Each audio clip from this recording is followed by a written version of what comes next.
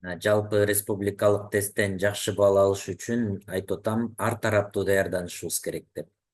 Э, Ошондо биринчи мына математика, кыргыз тил, логикаларды даярданабыз, э. Эми ошонун ичинен бүгүн биз өтө турганыбыз себеп натыйжа байланышы болот да, балдар.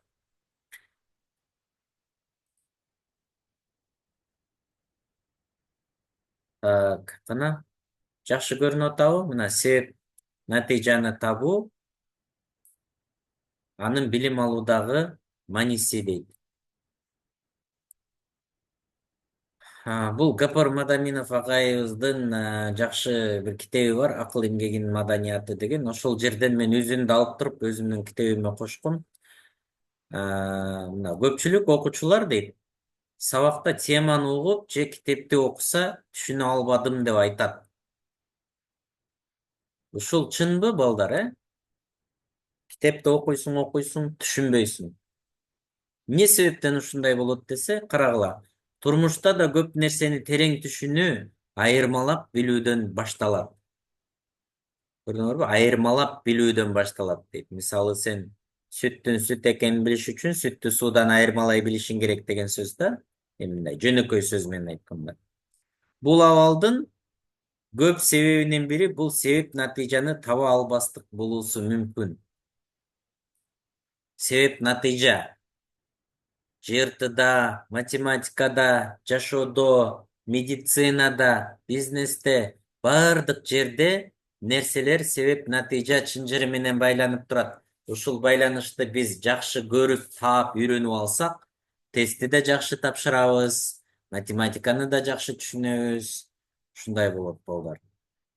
Азыр буга практика кылабыз. Эгер биз эмнени билгибиз, үйрөнгүбүз келсе, анда анын себебин, натыйжасын таба алсак, ошондо терең билип алат элек дейт. Карагыла. Булардын себеби дүйнөдө бардык нерсе, кубулуш, окуялар, ички жана сырткы себеп натыйжалардан турат дейт. Ички жана сырткы себеп натыйжа десек, сырткы себеп натыйжалар көрүнүп турат да, мисалы. Көзгө көрүнөт, угабыз балким. Мисал үчүн, жерди карасаң, эртең менен суу болуп калган. Крышалар суу, айнектер суу. Демек жан жааптыр деп билесиң. Бул сырткы себеби да, оңой көрүнөт. Ички себеп натыйжасына тереңирээк ой жүгүртүп табышыбыз керек болот да. Ошол аркылуу өз ара байланышкан. Эч нерсе себепсиз пайда болбойт. Аалам, жаратылыш, адам бардыгынын себеп натыйжасы бар. Биз сабакта китеп окуганыбызда төбөңкү себеп натыйжаларды тапсак, тест түшүнөбүз дейт. Карагыла, кайсылар экен? Биринчи, башталыш, абалдын келип чыгышынын себеби. Түзүлүштүн себеп натыйжасы, окуя, кубулуштун себеп натыйжасы, өнүгүү, өзгөрүү, өсүүнүн себеп натыйжасы. Мисалы үчүн азыр бизде кандай өнүгүү, өзгөрүүлөр болуп атат, ошонун себеп натыйжасы кайсы деп, мисалы, карама каршылыктын себеп натыйжасы, келишпестик, кагылышуунун себеп натыйжасы, өспөй токтоп калуунун себеби, айырма, өзгөчөлүктүн себеп натыйжасы, окшоштуктун себеп натыйжасы, айрым жалпы себеп натыйжа, бирликтин, байланыштын себеп натыйжасы, ыраттуулуктун себеп натыйжасы, жетишпегендиктин себеп натыйжасы дейт. Көп бекен, аябай, э? Карагыла, ички тышкы, башкы түпкү себеп натыйжа, ачык жашыруун себеп натыйжа дейт. Чоң кичине себеп натыйжа, алгачкы, кийинки себеп натыйжа жана башка себептердин чынжырын табуу, өздөштүрүү дейт. Анан кимде кандай суроо бар? Ушуга чейин. Ким эмнени түшүнбөдү?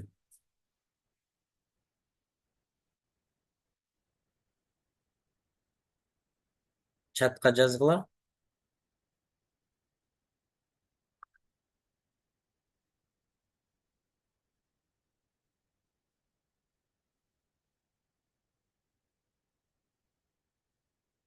Суроо жок дейт, э? Суроо жок. Демек түшүнгөн жоксуңар. Улантабыз анда. Түшүндүргөнгө дагы аракет кылайын. Демек бардык нерсе себеп натыйжа байланышта болот экен.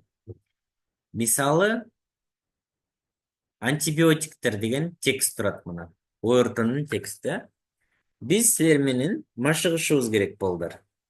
Мисалы, машыкканда мындай кыласыңар. Дептерди экиге бөлөсүңөр.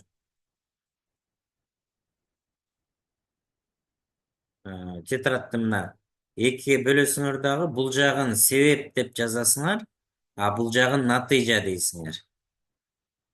Мындай экиге бөлөсүңөр. Азыр мына.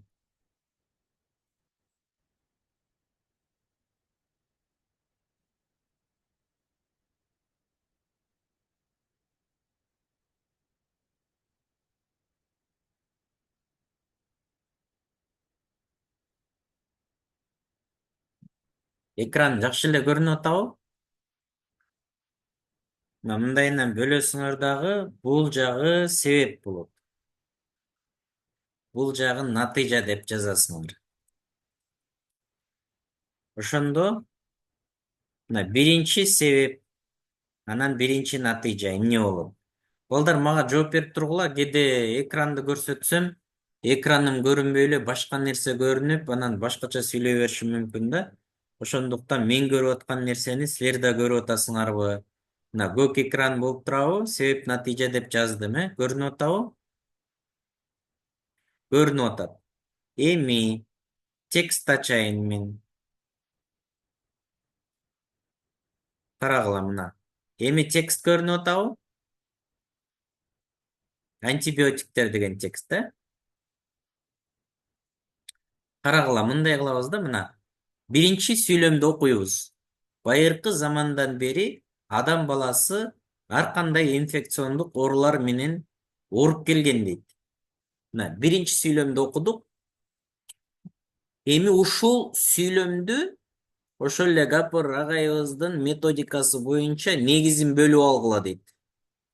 Бул азыр сүйлөм 1, 2, 3, 4, 5, 6, 7, 8, 9, 10, 11 сөздөн турса, биз аны кыскартышыбыз керек да. Баардыгын жазып отурбайбыз. Байыркы замандан бери адам баласы ар кандай инфекциондук оорулар менен ооруп келген. Бул сүйлөмдү биринчи кыскартып жазып алалы. Эмне деп жазсак болот? Ооруп келген. Адамдар ооруп келген деп кыскартсак болот, чынбы? Эми экинчиси бул себеппи же натыйжабы?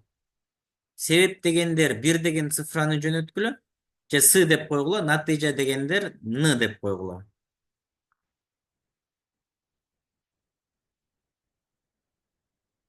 Натыйжа, так, себеп дейт Венера, Гүлнура натыйжа дейт. Дагы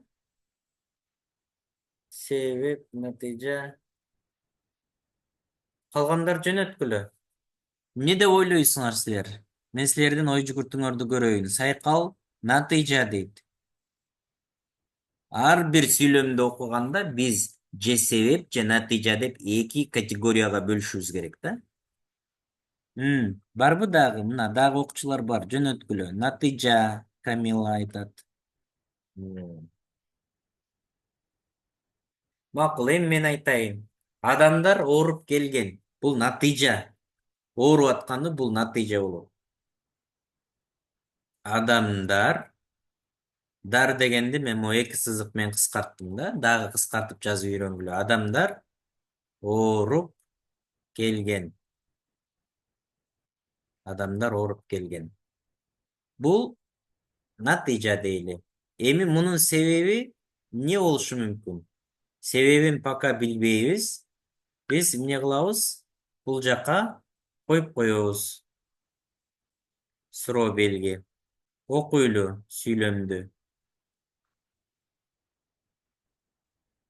Адамдар ооруп келген дейт, ооруп келген ар кандай инфекциондук оорулар менен. Эми ошол оорулар менен ооруп келгендин себеби эмне экен? Окусак болот да издеп. Так,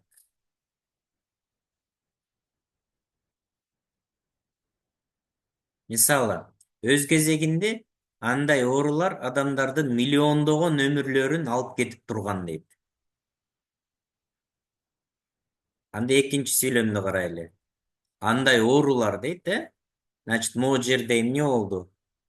Э, Ооруп келген дейт. Оору деген сөз могу жака себеп болуп өтөт. Оорулар дейт. Миллиондогон мына, миллиондогон өлүмгө алып келген дейт.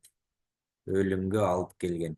Карагыла силер могул жакта натыйжа болгон сүйлөмүбүз экинчи жака себеп боло бериши мүмкүн экен. Көрдүңөрбү? Миллиондогон өлүмгө алып келген. Анда дагы улантып окуйбуз. Оорулардын негизги себеби карагыла эми уже канчанчы сүйлөмдө? Бир, эки, үчүнчү сүйлөмдө биринчи сүйлөмдүн себеби көрсөтүлүптүр. Оорулардын негизги себеби патогендүү микроорганизмдер пайда кылары аныкталгандан кийин деле көпкө чейин алардын дарылоонун эффективдүү жолдору табылган эмес дейт. Демек, могу жерде себеби жазылып атат. Эмне деп турат? Патогендүү микроорганизмдер экен. Анда балдар, могул жерге мен жана суроо коюп койбодум беле? Ушунун себеби бул жерде экен. Эмне экен? Патогендүү микроорганизмдер экен. Микроорганизмдер. Кыскарттым, Патогендүү микроорганизмдер. Так, андан кийин улантабыз дагы. Патогендүү аныкталгандан кийин деле көпкө чейин алардын дарылоонун эффективдүү жолдору табылган эмес дейт. Карагыла эми. Бул сүйлөм экиге бөлүнүп кетти. Биринчиси биринчи сүйлөмдүн себеби болуп калды. Анан экинчи жагы аларды дарылоонун эффективдүү жолу табылган эмес дейт. Ошол эми себеп болобу же натыйжа болобу? Анан мага жазгыла. Дарылоонун эффективдүү жолу табылган эмес дейт. Себеп дейт. Дагы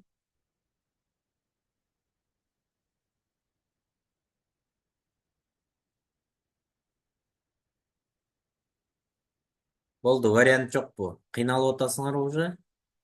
Себеп дейт дагы.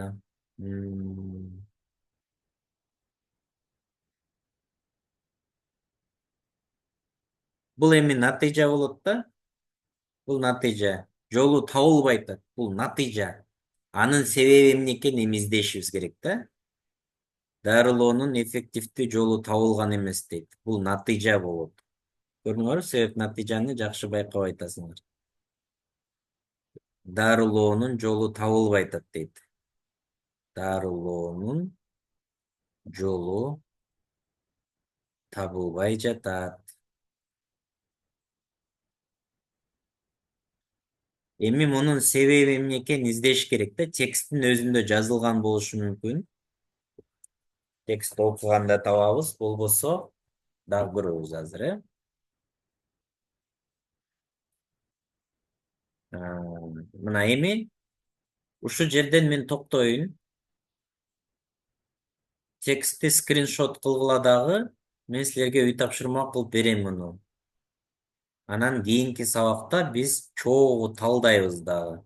Мен себеп натыйжаны бир аз үйрөттүм. Мына скриншот кыласыңарбы? Кандай кыласыңар? Антибиотиктер дейт, мына скриншот кылгыла, анан мен дагы жылдырам. Бир, эки. Так, азыр мен өзүм деле тартып жөнөтүп коеюн.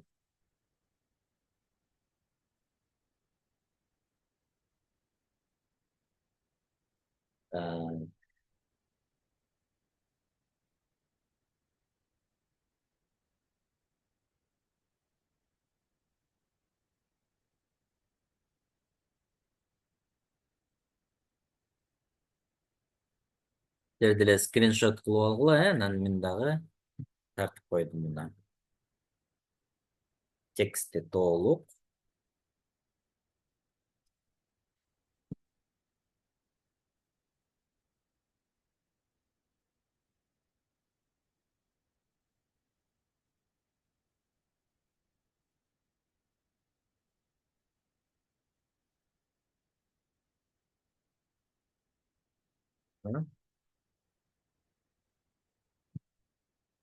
Так, мына балдар, мен тарттым. Силер да скриншот кылып алдыңар окшойт. Дагы эми себеп натыйжага дагы мисалдарды айтайын, жөнөкөй. Мисалы, сууну 100 градус ысытсаң эмне болот ал? Кайнайт. Демек 100 градус ысытуу бул себеп. Кайноо натыйжа болот. Жөнөкөй мисалдарды алсак. Мисалы дагы муздак сууну кечсең ооруп каласың дейт. Aa, Муздак сууну кечсең, иммунитетиң слабый болсо, анда сөзсүз ооруп каласың. Муздак мороженое жесең, тамагың ооруп калат, көп жесең дейли. Мына ушул сыяктуу мына жөнөкөй себеп натыйжалар. Биздин эми эң негизги максат ушу тексттин ичинен таап, бири менен жана мен көрсөткөндөй кылып чынжырча кылганды үйрөнүшүңөр керек да. Ошондо мына логикаңар өнүгөт экен. Эми кимде кандай суроолор бар?